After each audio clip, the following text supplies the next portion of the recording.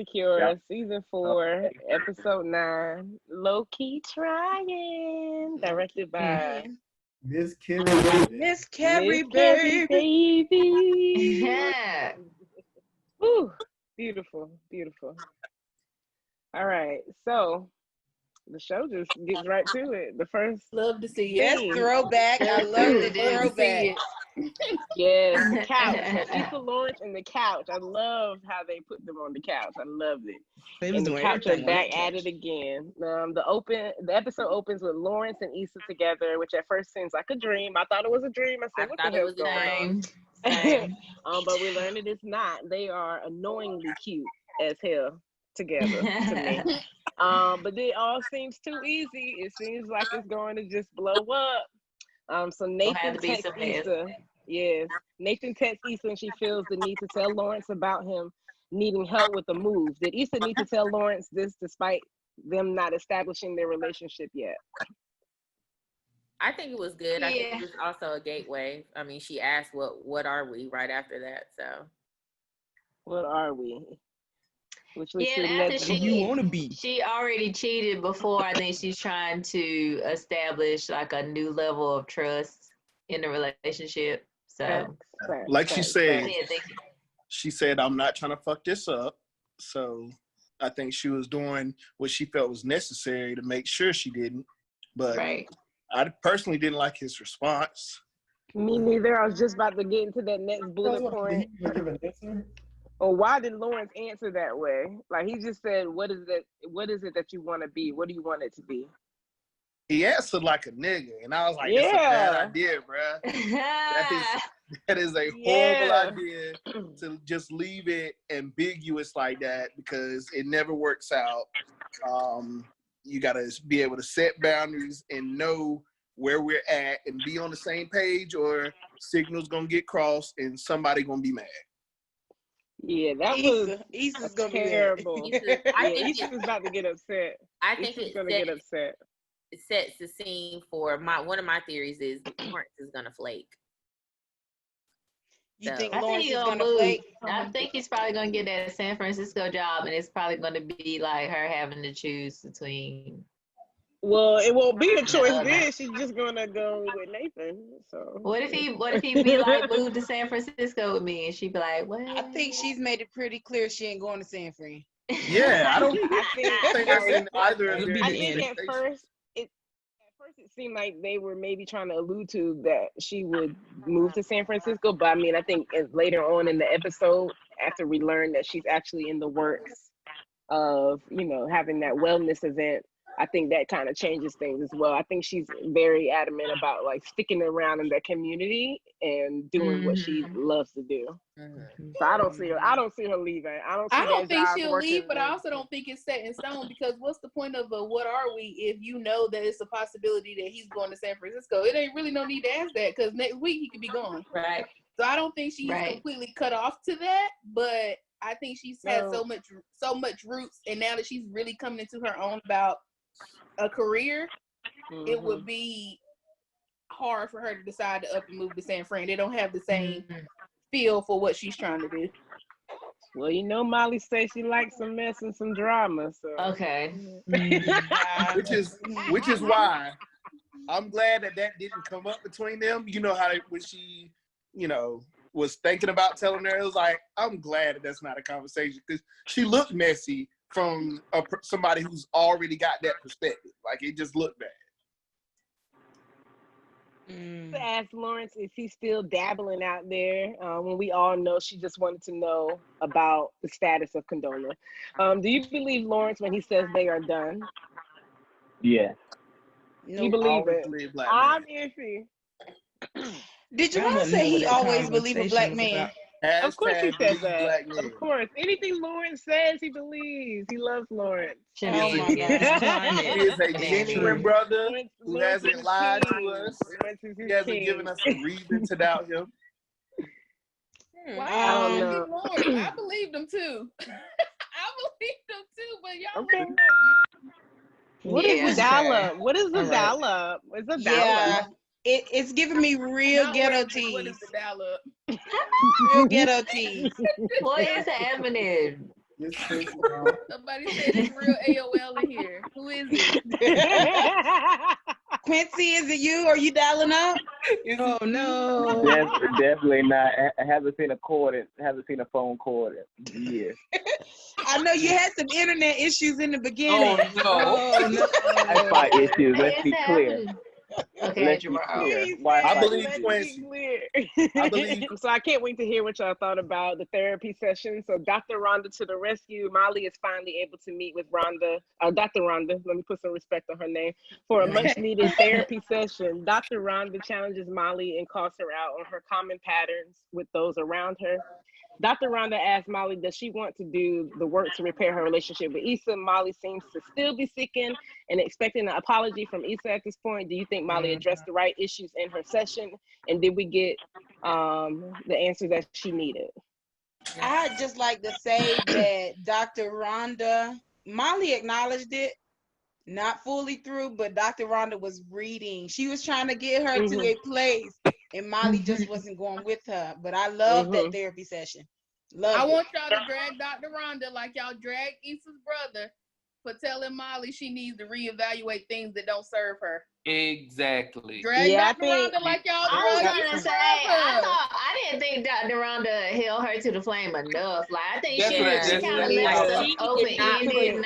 And she didn't really challenge her responses. Like, I feel like she could. Like, I think she was trying to lead her to her own, but like, once she saw Molly was not getting there by herself, like, she should have been challenging some of the things she said. Like, I did hear the serve you comment, I did go. Yeah, I didn't like it. I was like, yikes, that is the wrong thing to be saying right now. And but then I'm like, as a therapist, I thought she did good. I really felt like it, as much as what I think a therapist should. I think that she challenged Molly. She tried to lead her. But I also think that Molly's perspective of the situation, that's what she was going off of. Like, I didn't think that Molly even gave her the full story behind her and Issa for her to respond that way. Because even, I forgot, she said something to me that was like, hold on, like, do you even know that Issa had a block party event? She showed her ass and she like went off. Like, I don't even think Molly even went. I feel like she did because I think she asked her something to the effect of like, what did you do wrong in the moment or something like that, or like, did you handle it the right way or something. So I assumed that she was meaning the block party where she confronted her at her job, basically. And she brought up multiple situations where she was asking her, did you look at what you did? Did you play a part? That's why I thought she was challenging Molly. Like, what part did you play? She said, you told me the part everybody else played. What part did you play? But then she let her get away with not being accountable, though. Huh? She let her get away with not being accountable, though. But it's not the therapist's job. To me, it's not the therapist's job to hold her accountable. Is it? I don't know. For me, I don't think it is. I think Yeah. Cognitive therapy is you're trying to lead the person to finding their accountability. You're not trying to hold them accountable. You're not even in the situation. And when you start trying to hold people accountable, you put yourself in that situation and it gets real sticky with your therapist. Yes. So with the type of therapy that Molly is doing, it's like a lead the horse to drink type of situation. I'm not here to challenge. I'm really not here to challenge you. I'm here to open your mind to different avenues. I'm not here to tell you you're wrong. I'm not here to tell you what you did wrong. I'm here to make you think. Like she said, what did you do wrong in that situation? What did you think? Not, girl, how dare you break up her block party like that? It's going the relationship will get worse. You'll start not trusting them and getting defensive. So I think leaving it open for Molly to find her accountability as except pointing it out to her like we might would expect or we might would want Dr. Rhonda to do will help Molly grow in the long run, because she gonna get in some more mess. And so if she needs Dr. Rhonda there to tell her when she did something wrong, she's never gonna grow. Shout out. But I also believe the problem is nobody is telling Molly about herself. That's what I still. It's like there's nobody. Like, I can't. What did you say, Jessica? Oh, I'm sorry. I was agreeing with you because I do think I definitely understand what you're saying, Michelle, leading the horse to the water.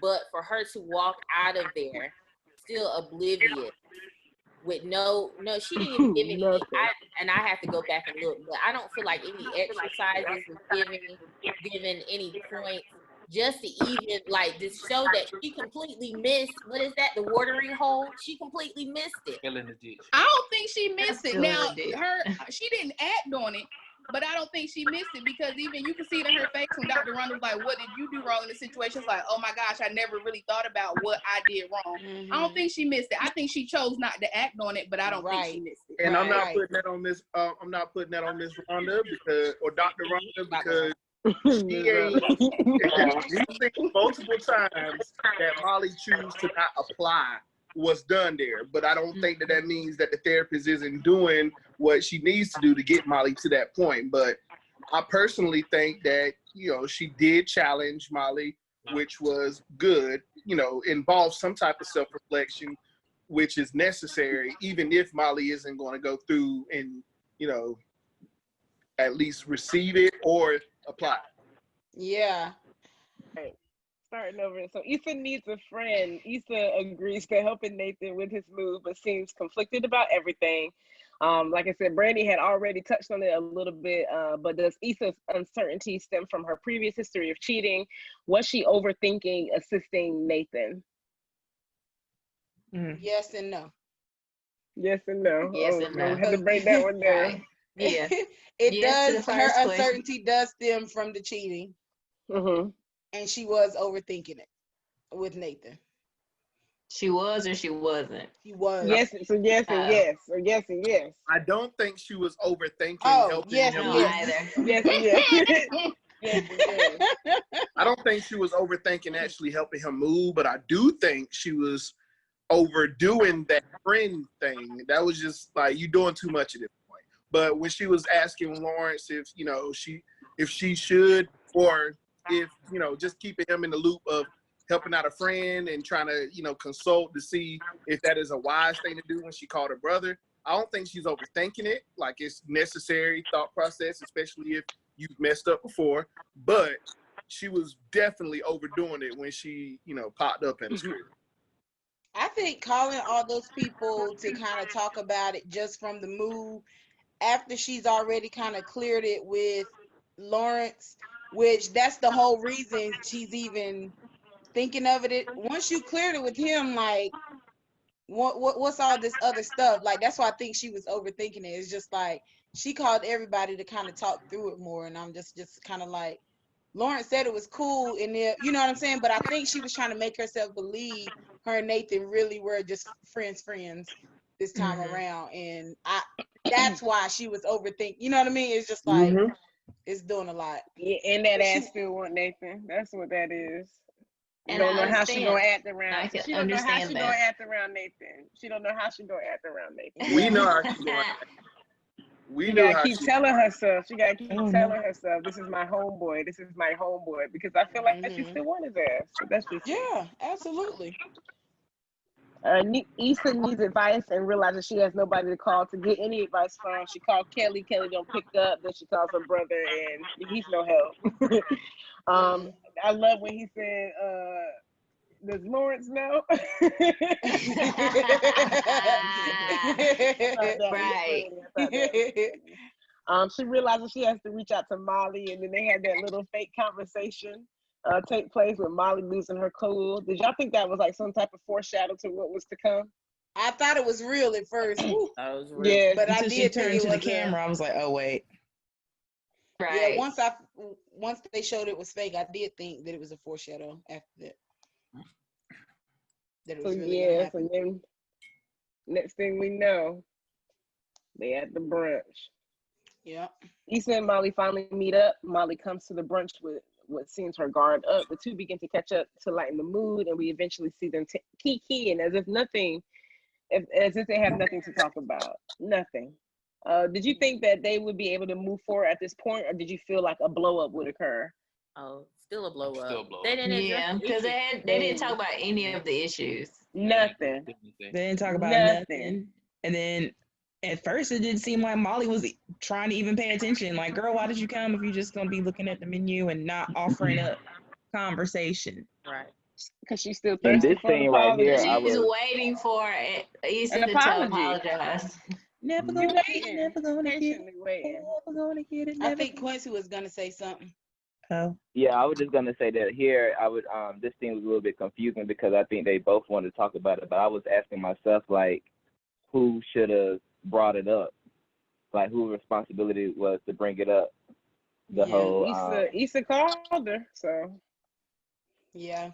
I think they think the person who brings it up is the person who has to apologize first. That's probably what they think. More than likely, but who needed to apologize most? Cause I think last week we kind of agreed that Issa wasn't wrong for reaching out to Andrew through Nathan, which is what Molly was mostly mad about. Or that's what she verbalized. When you take the individual situations, I can find who needs to apologize first. But at this point, everybody apology for all that. Right. That's really all there is about it. So long that it's like, I don't care who apologizes first. Y'all either going to not be friends or y'all need to let it go. Yeah. What I will say is Issa has been pretty consistent with how she's communicated over, course of this whole series, because she's always been an avoidant person. Like, they never really address shit, and that's what went wrong with her relationship with Lawrence. It had gone wrong in her and Molly and how they communicated, and then just the only time they address shit when it blows up into an argument at the end of the season. Like, that's pretty consistent with how it's been for her the whole time. So I kind of knew she wasn't going to be the one to actually say, hey, you've been off, or you need to address this, because she felt like she done enough just by hitting her up. And you're like, oh, now let's key until we good, and then like maybe address it later. Do you think their inability to address their issues is just proves that their friendship is just over? Like, we're not going to talk about it. Like, we're just going to move on, or is that the friendship seems over at this point? I mean, the friendship might seem over, but I don't think it's because of their inability to address the issue. Like, I don't know that they've ever been that good at addressing issues with each other, even at their tightest. So I don't think that's necessarily the thing that said, you know what, they done. Not for me anyway. So Issa tells Molly that she is helping Nathan with his move, and it seems to be an invitation for the two to see each other once more. Does this sound like the messiness we know Issa to be involved in? I don't even know why she told her bothered trying to set that up. Like, you're trying to make it like, it almost sounds like a double date, like we already know y'all met at Coachella. It sounded bad to me. To me, it felt like a healthy step in the right direction with trying to get back on the same page with your best friend. Yeah. No matter how awkward. When Molly left the brunch, she gets home, and Andrew was confused with us. He was just as lost. I like this. I like the title of it. That damn brunch. What happened? Molly was at Andrew's place and tells Andrew that the brunch went well. Andrew asks, were they able to talk about the incident from the block party? Molly tells him they did not, which confuses Andrew like it did all of us. Molly refers to their problems as superficial. All of a sudden now the problems are superficial, and implies that Issa should have been the one to bring up what happened since she was invited by her. Does this mean Molly is putting aside their problem as long as Issa does? Nope. I will say, I think the superficial was... I don't think she's putting it aside as long as Issa does. I think she just really likes the power dynamic of someone else being the person to apologize to her. Like, that's kind of how it's been in all the scenarios that her therapist mentioned, that Molly just feels like everybody owes her an apology.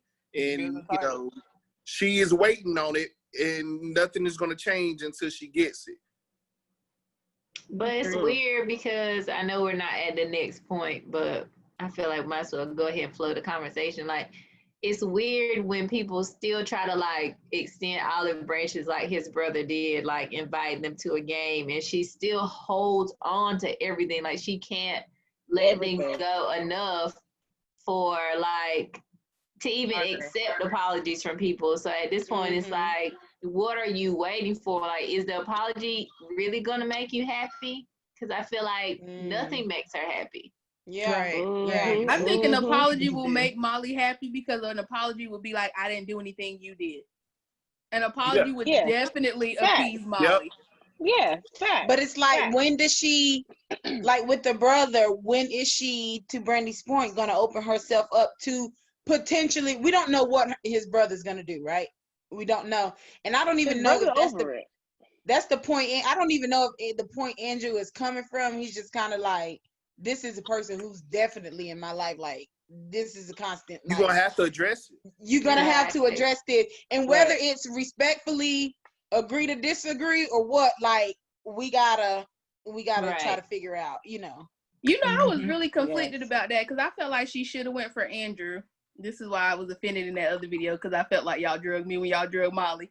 Because it's like, I don't want to go to a game with you. You pissed me off. You need to tell me you're sorry. And you need to tell me before you invite me to a game. Like, I don't want you to tell me I'm sorry while we surrounded by thousands of people at a basketball game. If that's why you're telling me, like, extending the olive branch is like me and Zay mad at me and then he like, you want something to eat? Yeah, but when you get back, I'm still not going to talk to you. Like, I need the apology. I went back and watched that episode. Molly ignited that argument and I stand on it. I know everybody disagreed with me last week. Molly. And so I'm not so certain. Now, once you get into the conversation, you realize that, okay, some of the things he was saying, like, Molly was right. Don't get me wrong. Like, when you think about the topic of the argument, Molly was right. But how Molly went at it, Molly was wrong. So I'm not sure the man owes her an apology for that reason. Because Molly started that with him. She ignited that with him. She wanted his opinion, then she didn't accept it. And I'm not sure that he necessarily owes her an apology for that. Now, granted, the topic kind of makes you not want to be around somebody, especially in this climate, child. But that's why I know y'all didn't agree with me last week, but I went back and watched that thing. I had to fact check. Okay. And look, I can't see, the thing is blocking what the bottom says, but I know it says something about Dr. Rhonda. It kind of goes back to that because it ain't so much about the relationship between her and Andrew's brother, but more so the relationship with Andrew. That, do you want to be in that relationship or do you want to be right? You can't. It's going to come a time that you cannot have both, and this is the time. You cannot have conflict with that man's brother to the point that you won't even be in his presence, but think you're gonna have a successful relationship with that man. It's not gonna happen. You gotta pick a side, any side. Yeah, amen. I feel like he already starting to get tired. It goes back to like her inability to communicate as well too, because like he asked her, he said, "Well, you do realize this is my brother. Like, do you ever intend on talking to him again?" And if you can't answer that question because she didn't, it's just like, what are you going to need? What do you need in order to like resolve things? And if you can't communicate that, then like, what can you? How can you move forward in any relationship? So, Cheryl, since Cheryl agrees, I want to know, when would Victor supposed to give this apology if if you have every intention on avoiding him at all costs? Because from her response to Andrew's question, it doesn't seem like she's willing to put in the work or try to mend that friendship. She said that she has written off Victor and acting like she don't know his name in that therapy session. Okay.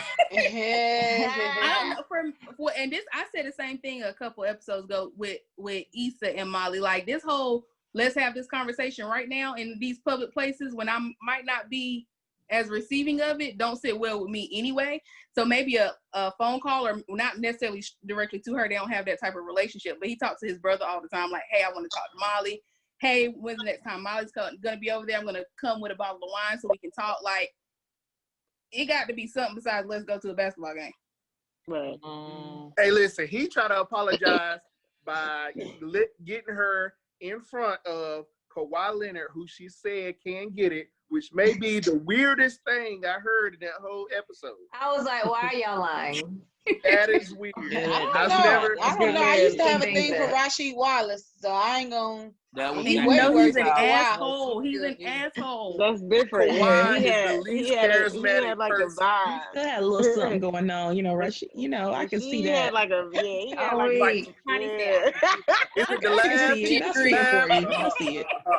He can let you have it, He can let you have it. Now I would have went to that game though, just because I want to be in the number. Okay.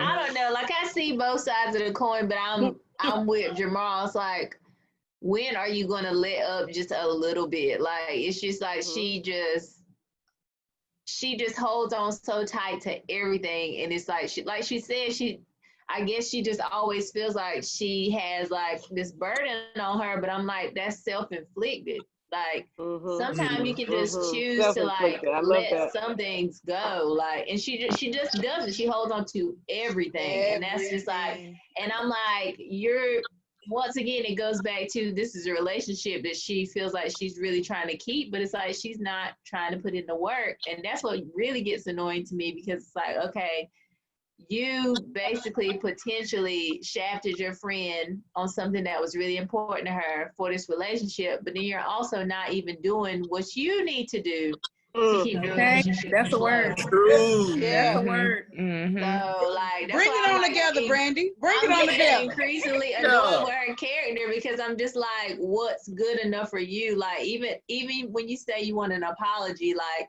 that's not good enough. With her dad, tie them loose ends. Time up. I wanted to also, because I know Jamal had talked about, he had talked about Andrew being passive aggressive in a previous episode before. Nah, just passive. Sorry. No aggression. My bad. No aggression. All right. No aggression. So funny how like you could tell in this particular scene, number one, he didn't really address the Victor thing. And even with the food, the takeout, I feel like he had a problem when she switched over and he didn't say nothing about it. So I was just like, do y'all think he's going to eventually check her ass? He's gonna snap. He definitely got to. Yeah. Got to. Jamal ain't gonna know He what gonna to say. leave her ass. Right. I really want him to. Connie, the check is leaving. That's the check. He gonna leave her ass. And listen, I do believe what I really want for him to do is to, first assert himself a little more, but also by not speaking English every time she come in the room and you was talking to your people. Stop doing that. Like, I don't know why, but it still bothers me, because it's like part of that whole passive thing that he does. I'm like, bruh, like, man up. I think his patience, Molly. Yeah, Molly. I think he's a very patient man. And I think Molly is wearing that patience thin, because everybody has a point to where it's just she done wore it thin, and I'm like, Molly, this man is not your husband. You stressing this man out in a 3-month relationship. It's not your husband. And some of this stuff you're choosing to make a big deal, and like the whole thing with his brother is just like, you might have a leg to stand on if that was your husband, not your boyfriend though. It's not your 3-month boyfriend. It's gonna not be at all crazy if they do break up. When they break up, when they break up, and we'll get to that point that her and Issa aren't friends anymore. Who is she gonna have to blame? Nobody. Issa said it at the block party, like, when your relationship falls apart, it's not gonna be my fault. It's not gonna be her fault, and it's not. And I think that's part of the reason why Issa's like, let me just fall back, because like, you need to see that like, it's not me that's causing your issues. Like, so let me just remove myself from the situation. Right. So, Koya is our homegirl. So we learned I'm glad she got her nosebleeds under. that was a lot for me. It was a lot. We learned that Issa is in the works of planning another event, this time a wellness event for the community. She has no name or space, but does have some vendors confirmed. Koya seems to be serving a great purpose in Issa's life. Is it too early to call Koya a friend, or did we at least see her developing into a close friend of Issa's? Oh no, she's an employee. No, I think she'll be an employee. No, she's not getting paid though. She's an intern. She's not getting paid. Yeah, intern. Yeah, I think it's gonna whatever stay she work. is. I don't know. Let's keep it at that. Seems like villainous. Oh no, Let's don't keep it do at that. y'all don't do Koya like that. It was them egos in her. Some relationships just need to stay work. With the hand warmers. So I did enjoy seeing Issa quickly getting back to work. Did y'all love that? Did y'all love seeing that? Yeah. But we definitely were questioning what was going to happen with her post block party, and it seems like she gathered it quickly. So she's on a good path. I'm glad to see her working, but I also kind of feel like she might be going a little too fast. Like you don't have a space, and I mean you're basically have an idea and a few vendors. I think you should take it a little slower. Well, with Nathan on her side, anything is possible. For now. Hopefully he pushes her to, get that wellness event popping like he did the block party. Such a king. He's such a motivator. All right. Sometimes they need to hang it up. She then calls Lawrence, the San Francisco trade. He informs her that the interview went very well for San Francisco. Does it feel like Lawrence? Y'all already answered it basically. I still feel like Lawrence is hiding something. I did pick up those vibes, Karen, and that's why I picked up those vibes. I thought after the call he was gonna go inside and see Candola. Condolences, I agree. Candola. I'm gonna tell y'all, Condola's in San Francisco. That's why he gonna move. No, just. Cause did it not seem like he was just on a random wall? Like I was like, where is he at? Yeah, I thought he was going in there. She was gonna be in there, and they was gonna meet up or what. That's what I thought I was gonna see. Yeah, Condola was in the. She hiding something. She might be pregnant, and they agreed that they're not going to be together, but co-parent. Conveniences. Yeah. Yikes. Y'all messy.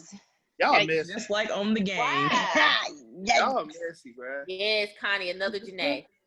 Yeah. We don't have time for it. Not another one. Issa tells Lawrence that she met up with Molly and that she really missed Molly. But we hear Molly say the only thing she misses is LaToya. So I don't know what the disconnect between the two perspectives are on the brunch. Like, why are there two different perspectives of what happened? Because Molly is petty and messy and miserable. Drag her. Every incident leads to her being dragged. I think they both came into it with two different mindsets too. Molly came into it wanting an apology immediately, and Issa came into it thinking that we can ease our way back into it, key, and then I invite you over for self-care Sunday, and then we can start to work it that way. So they came into it with two different mentalities, and we obviously see that neither one of them really got what they wanted out of this. But I think Molly really didn't get what she wanted out of it. I wouldn't say the same for Issa. She sure did it. I wouldn't say the same for Issa because apologies are lingering. Issa felt so genuine, which is why she was like so hurt walking up out of there at the end. But Issa felt so genuine, like in her attempts. You know what I'm saying? It's just like, oh, it went good. Well, did y'all talk about any of that stuff? I mean, no, she didn't bring it up, but it just felt really good to be with her. Like, I miss her, and it's just like, girl, everything we talked about was so superficial. And trash friend. And it's just like, Molly, if you wanted to talk about it that bad, to me, it seemed like Issa's just like, I want my friend back. Let's just try to move forward and we'll get there. Yeah, and I'm like, Molly, if you wanted to talk about it that badly, should have said something. Bring it up. You should have brought it up. Right. You can't. Andrew said. And she's holding Issa to bring it up, still being mad at Issa, but she's the one who really, really wants to talk about it. Got the problem. She got the problem. He is the problem. Yeah. He is the problem. Fact. So. Messy, petty, and angry. Oh no. Oh my goodness. Moving on from Nathan.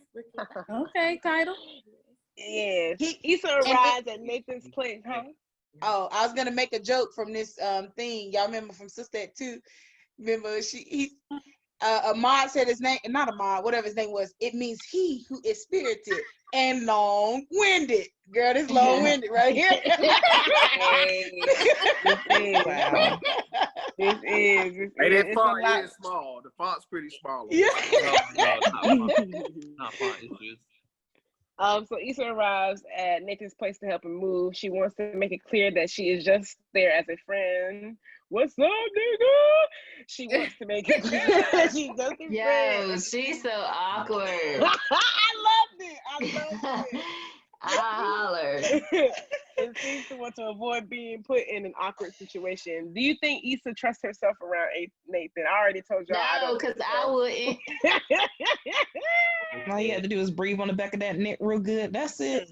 Whoa. Disintegrated. He walked up real close on her, and I was like, this is it. Connie, that's how to take his little breath. I mean, that's what I felt like was going to happen in the scene. And that's what I felt like what all it would take for Issa. Just a little whisper, Connie. A little whisper. Just a little whisper. Just a little.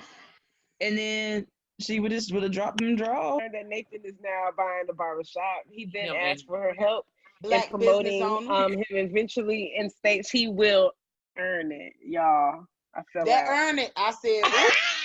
He sounded like he was gonna lay it down. That was my favorite line of the entire. He sounded like he was gonna lay it down, but I don't know. Well, I think that's what it sounded like. I think Issa felt what we all felt through the screen, which she had to be like, listen, bruh, we are, me and Lawrence are, trying to get back together or working it out. Nathan, he was throwing them shots at Lawrence, was I ate up too. And Issa fires back, referring to a good dragging. Yeah, he dragged him. He wishy-washy, or what do you call him, wishy-washy or something?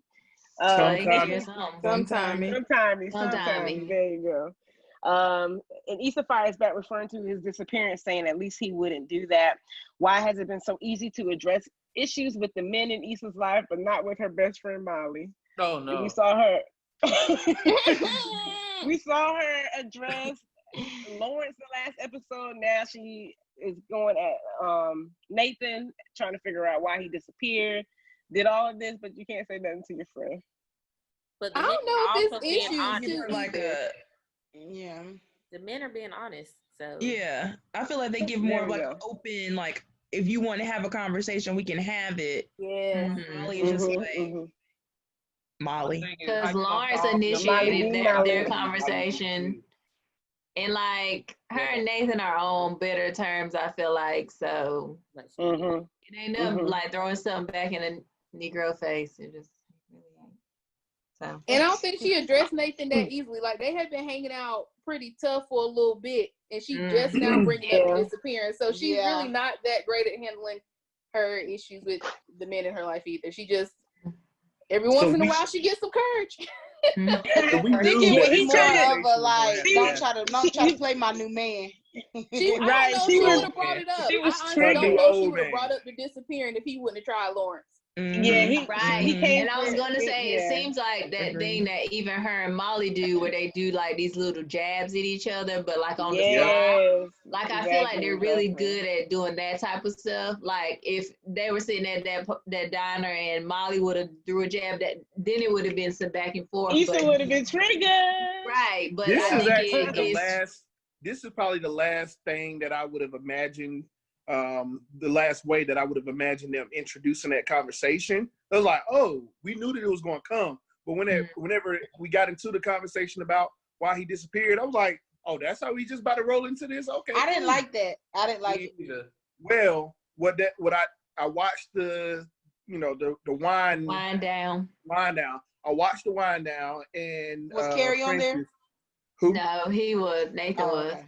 Oh, well, the showrunner Prentice had talked about the reason why they had the conversation the way they did is because they don't want to stigmatize it. They want it to be, a more human conversation rather than making it a big blow up. They wanted to just, for him to be able to say where he's at and what he's coming from and be able to welcome the conversation about mental health. That changes it. I like that.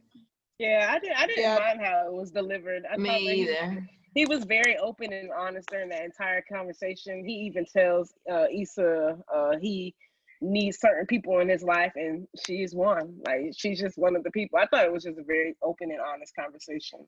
I love that he said he was happy with the diagnosis. Like, it made him know that he wasn't crazy. And sometimes people really need to know, like, because you go crazy thinking, what's wrong with me? What's going on?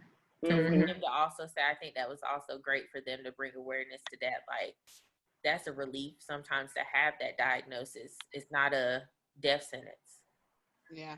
And let me clarify for the viewers. I didn't like how the conversation was introduced. I didn't like how the conversation was introduced, not the conversation itself. It was the viewers. Okay. Please. Like she about to do a PSA. I was like, what you about to say? She's about to come real close to the camera. Look, I ain't trying to get canceled out here. Everybody, you probably just climate. Do y'all think Nathan will still try Issa, even though he know about Lawrence? Yeah. Absolutely. Hands down, he gonna try. Yeah. Absolutely. Especially after he already done drug him a little bit. Yeah, he can't wait to try it. Yep. Yes. Do you think Issa needs to cut Nathan off after this move? No, not yet. Well, why can't she wait move to San Francisco? Condola might be pregnant according to y'all last season. Anything can happen. Don't cut Nathan off yet. I mean, last episode. How many times is Lawrence gonna say, "Yeah, you can go over there. Yeah, y'all can hang out." They talk about it quick.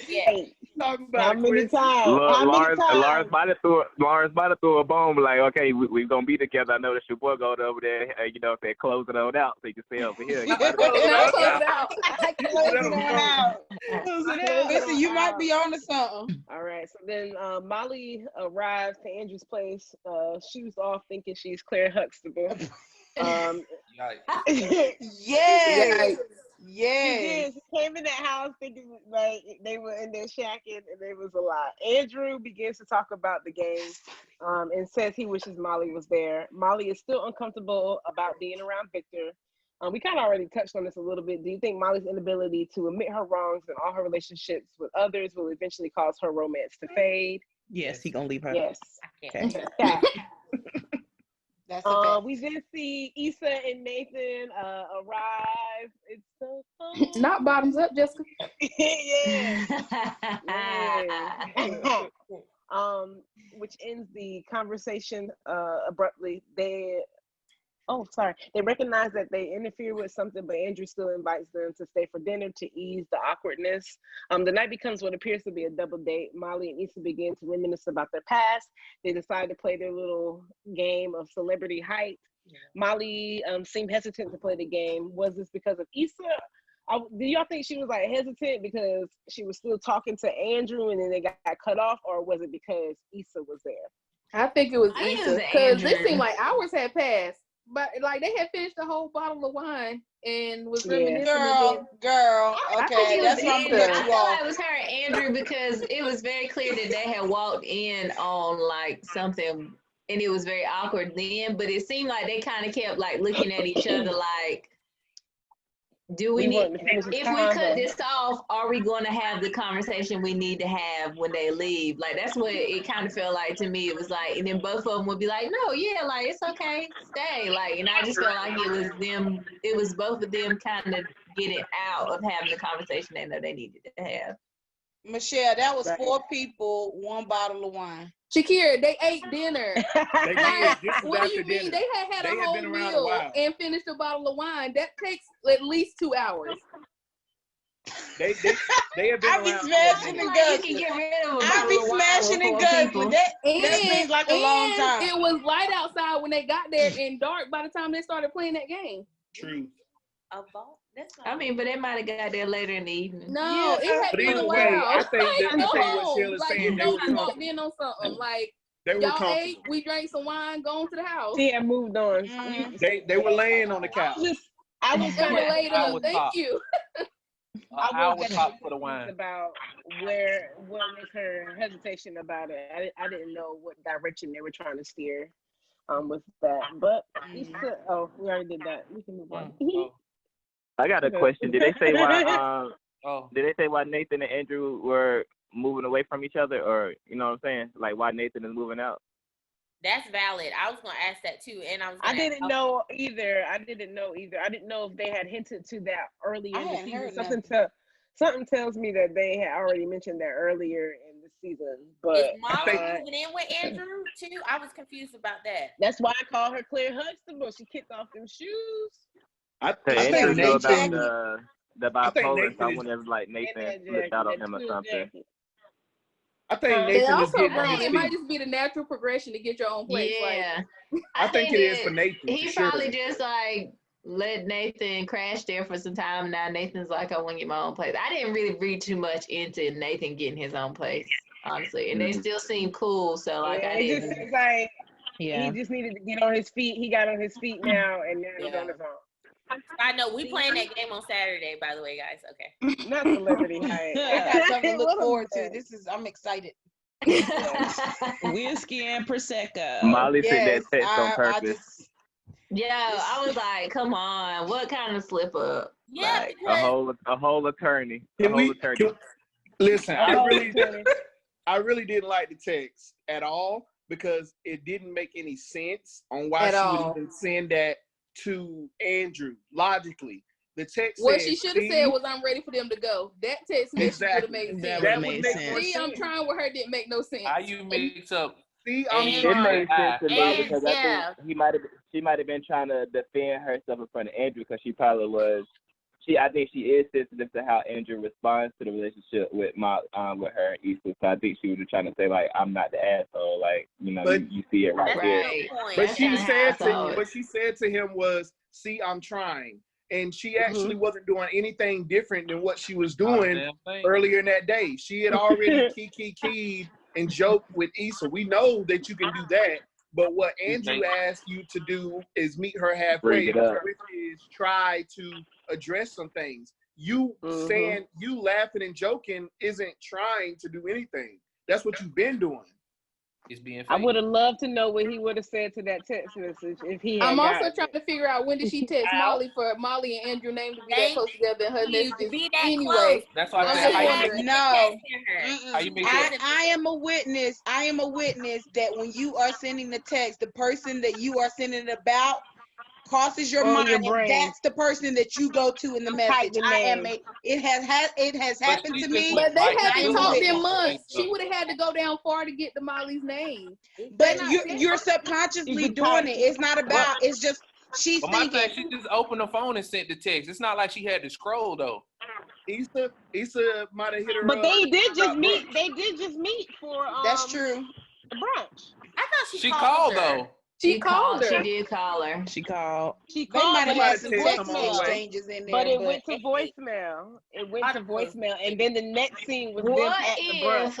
What if she created a new message? I don't know how. I have an Android, so I don't know how you guys are. But if you create a new message, sometime it will just give you a list of people that you usually talk to.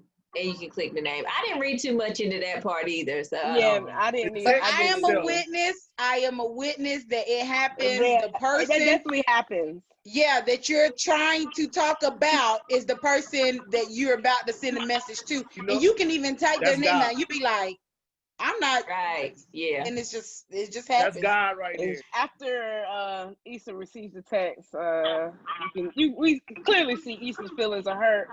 She gets up, she leaves the house, Molly follows outside. After her, Issa didn't realize that Molly was struggling with moving forward so much.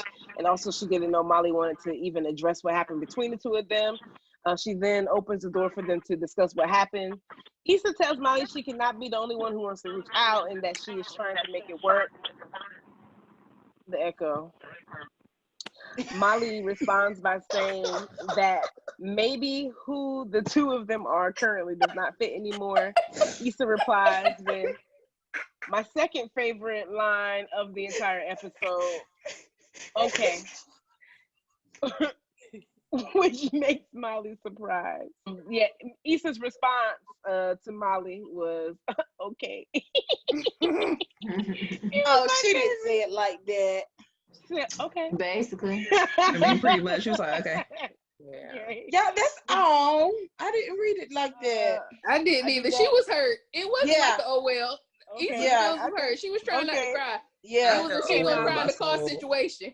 Yeah. That was the realest breakup scene.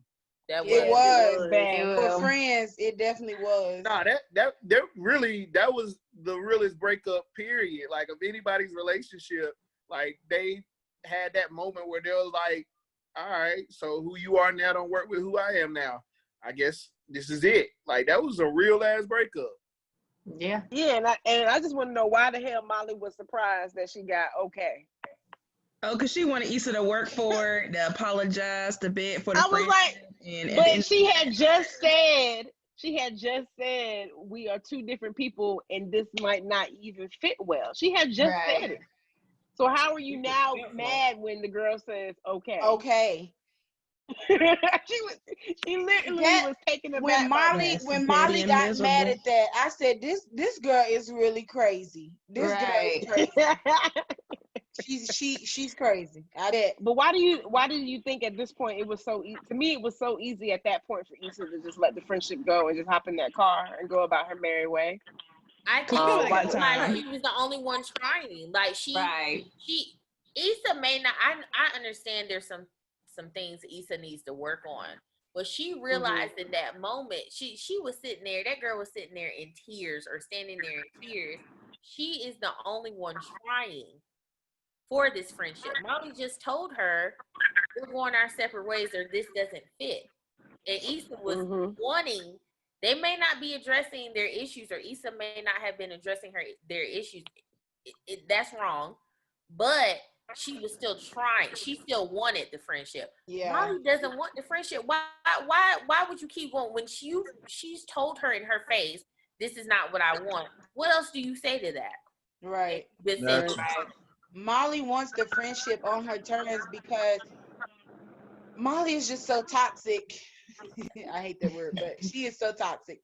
But she, even when she ran out, she wasn't even apologetic in that moment. That wasn't meant for you. Right. Oh, duh. What she said was no shit. Yeah. And so I'm just like, girl, that was not meant for you. Number one, wrong thing to say in that moment. Apologize. And I'm just like, Molly is just never going to ever apologize for anything. Never. And that's why I said she literally has to have somebody tell her what the hell to do.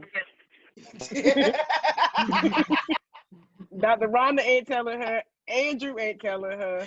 Issa won't talk to her. She ain't talking to her brother. Somebody needs to help. Do some type of work. I mean, if you're gonna bring the work has to, like, there is no effort. She's so entitled. Like she's so entitled. It makes me sick. Yeah. It makes me sick because it's just like no effort, no work on your side at all. Like at least, like if your best friend looks you in the face and saying like, I want to work on this, like I want to salvage this if we can, and you just say, I think we're just growing apart, then you know what's funny? You just mentioned that that's her best friend. Molly has referred to Issa as her best friend consistently throughout this season. Yet Issa, the one who was willing to work to make this relationship work, at multiple times was like, I don't really fuck with Molly. We ain't cool no more. But Molly, even at the beginning of this episode, was still calling her, well, Issa's my best friend. When you don't even act like it. You don't put no effort for her to remain your best friend, but you keep saying it. Right. Yeah. In the words. And sometimes not even like in a reassuring way, but like in like a sarcastic way, or like when she said it at the block party, it didn't seem sincere, and it hasn't really felt sincere like the whole season. So I'm like, and do y'all think it matches what she? And I just thought about that. Does this even match what she's been saying for the last few episodes? Because I'm gonna be honest, it threw me for a loop that Molly said we're in two different directions. That's not what she had been looking. She had been looking for an apology for the past few episodes. So where did this all of a sudden come? We're in two directions, and maybe we whatever. What just don't miss. Honestly, I feel like that's kind of how the writing has been this season. Every episode has taken us in a different direction of how people are reacting, and I think it's to keep us on our toes. But I definitely don't think that there's been consistency in that. What you just said. Molly has been consistently trash. Wait, and I also think too. Consistent. That is one thing that has remained. I said that during episode 2. I don't know if you guys. Dr. Rhonda asking her, does her relationship with Issa still serve her? So maybe she was trying to think about that throughout the day, and she might have came up to the conclusion after brunch that it doesn't. Nah. What was you saying, Tony? I don't know. I kind of feel like it was something that was like foreshadowed from episode 2, because I was telling y'all that like even when they were on Runyon Canyon, at that moment when Issa was talking about, having to take Plan B, Molly just kind of faded out. So it was almost as if like her thoughts were like, okay, our lives are going into like two separate ways. And so that might be a foreshadow of like how she feels today. That is true. I agree. With the canyon. So unfortunate. Yeah. Good job, Tony. Good job with that one.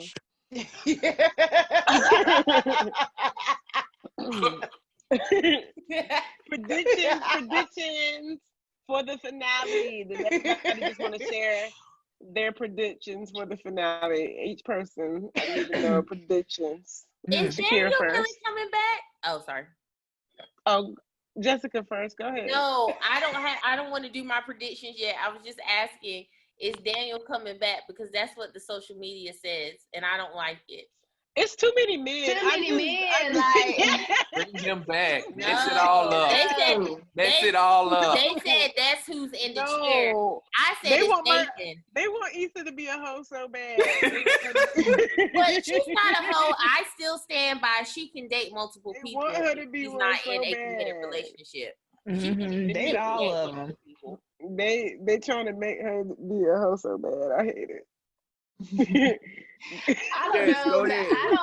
I feel like Daniel is going to really complicate things, but why not throw him in the mix? No, we don't need Daniel. I keep hearing that people want him back, and I'm just like, no. I don't get it. I do feel like the next episode is going to have to be her like making a choice between these men. I hope she chooses herself. I'm tired of it. I hope you choose Lawrence. We ain't gonna know. It's a cliffhanger. We ain't gonna know. Yeah, we gonna know in the next 2 to 3 years when the next. Me personally, I feel like she's gonna be a healthy hoe. I do.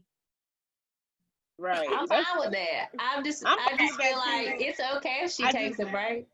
I think that's because I had the YouTube, because I don't know where y'all be seeing the little previews at, but I had the YouTube preview, and I saw the preview, and I was just like, that one statement stood out to me. She was just very casual, like, I'm just doing what makes me happy, and I think that what makes her happy is to see both Nathan and Lawrence. Blythe, y'all have predictions? I originally thought that from the preview, I think that Lawrence will go back or will go to San Fran. I think they'll keep a open dialogue, but I think it will be some type of flakiness, and Condola will pop back up. And then I think we see Nathan expressing that he still has feelings for Issa. He would like to see where this goes. So I think that's another option in the bucket. Now, the last scene I thought would end with Nathan, her coming back, and a cliffhanger. But social media is throwing Daniel in there, and I don't know. It could be Daniel at the end. Eyes roll. I hope it ain't, because I'm over Daniel. I don't want it to be Daniel. Okay, so Michelle. I didn't know if that was for the household. No, it was. I like to ask as well, Karen. I like to ask my husband if he would like input before I give the final answer. I didn't know if it was collective prediction. All I have to say is just probably Molly. Everything around Molly probably just gonna start to crumble. Like, it's gonna crumble. That's it. That's all you care about. You're ready for her demise. Failure. You are so ready for Molly's demise. But she trash. I don't like Molly. You don't like Molly. I know it. I know it. You know it. Okay. I'm good with the predictions though, Karen. You know, I just be like, oh, okay. I don't know. I have no idea what's gonna happen. And you do be like, well, I just follow whatever y'all said.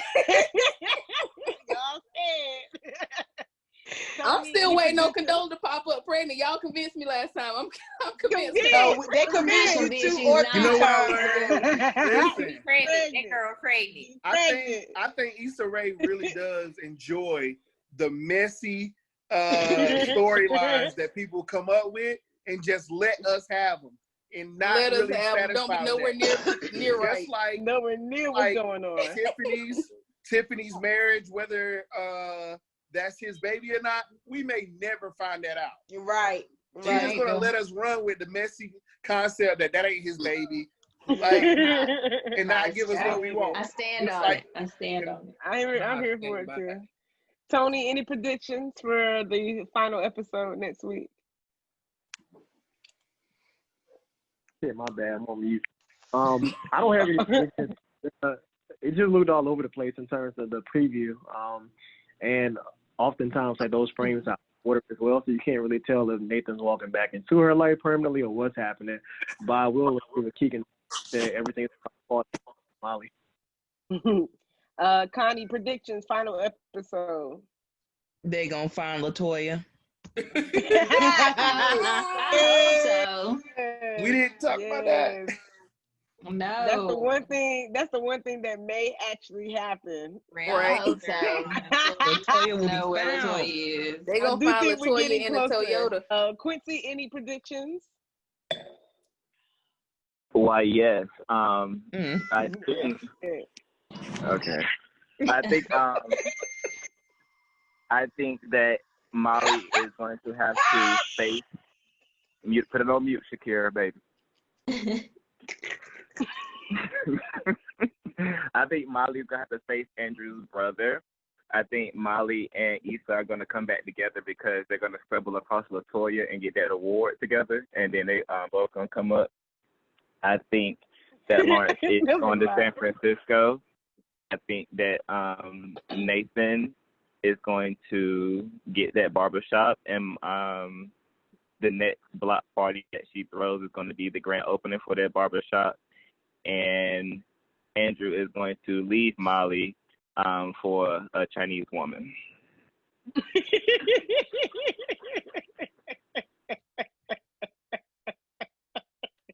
All in 30 minutes.